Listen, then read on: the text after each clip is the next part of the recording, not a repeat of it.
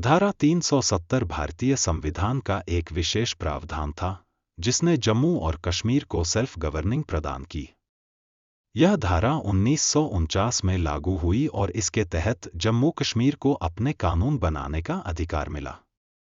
यह प्रोविजन उस समय के राजनीतिक संदर्भ में बनाया गया था जब जम्मू और कश्मीर ने 1947 में भारत के साथ मर्जर लेटर पर सिग्नेचर किए थे। धारा 370 के अनुसार जम्मू कश्मीर की विधानसभा को विशेष अधिकार दिए गए थे। इसके तहत राज्य के निवासी केवल अपने बनाए कानूनों के अधीन थे और भारतीय संसद के कानूनों का उनके ऊपर प्रभाव नहीं था, सिवाय कुछ क्षेत्रों के जैसे रक्षा, विदेश नीति और संचार।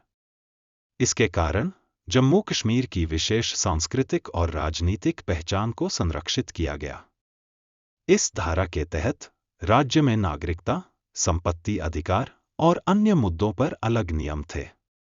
उदाहरण के लिए, बाहरी व्यक्तियों को जम्मू कश्मीर में भूमि खरीदने की अनुमति नहीं थी, जिससे स्थानीय जनसंख्या की सुरक्षा सुनिश्चित होती थी। हालांकि धारा 370 को आलोचना का भी सामना करना पड़ा और कई राजनीतिक दलों ने इसे समाप्त करने की मांग की, यह तर्क करते हुए कि यह भारत के साथ पूर्ण एकीकरण में बाधा डालता है। 5 अगस्त 2019 को भारतीय सरकार ने धारा 370 को समाप्त करने का निर्णय लिया।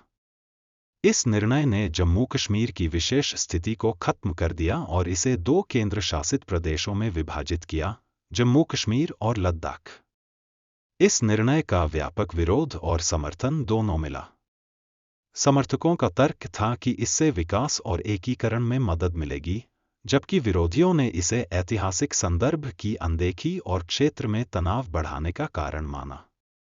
धारा 370 के उन्मूलन के साथ क्षेत्र में सुरक्षा के कड़े उपाय लागू किए गए, संचार सेवा बाधित की गई और नागरिकों की आवाजाही पर प्रतिबंध लगाए गए।